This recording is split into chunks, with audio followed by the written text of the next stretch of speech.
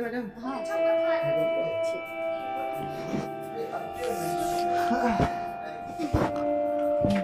Madam कैसा लगा?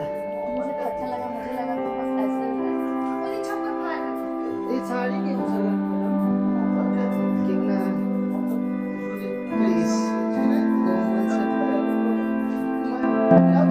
जब मालकिन ने धीमी आवाज से कहा, रामू अच्छे से डालो ना, तो रामू के हाथ कांपने लगे। उसे समझ नहीं आ रहा था कि मैं हुक्म है या उसी की किस्मत का इम्तिहान है। एक बड़ा सा बंगला है, शाम का समय है, घर में सिर्फ दो लोग हैं, एक नौकर रामू और उसकी मालकिन सीमा जी। लेकिन जो हुआ उसके बाद बदल दिया पूरा कहानी का किरदार। रामू गांव से आया था, सीधा साधा लड़का, गरीब परिवार से था। मामूलियात थी, शहर में काम करने पैसे भेजता था, ईमानदार लेकिन थोड़ा घबराने वाला।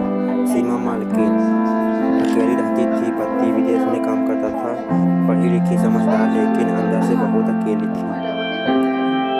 उस दिन तेज बारिश हो रही थी। सीमा जी ने रामू से को कहा, आवाज दे, रामू जरा यहाँ आओ ना। रामू दौड़कर आया। सीमा ने कहा, ये पौधे सूख रहे हैं, अच्छे से पानी डालो ना। रामू चौंक गया। वो समझ नहीं पाया कि मालकिन ने क्या कहा। नौरा डाले क्या पानी डाले? उसने मन में अजीब सा डर बैठा गया, क्योंकि कुछ दिन पहले पड़ोस में एक नौकर पर झूठा इल्जाम लगाकर चुराई कर उसे जेल भिजवा दिया। रामू ने सोचा, कहीं मेरे साथ भी कुछ ऐसा चुराई न हो जाए। सीमा ने जब कि रामू घबरा गया हुआ था, वो बोली, तुम इतने डरे हुए क्यों हो? रामू ने बोला,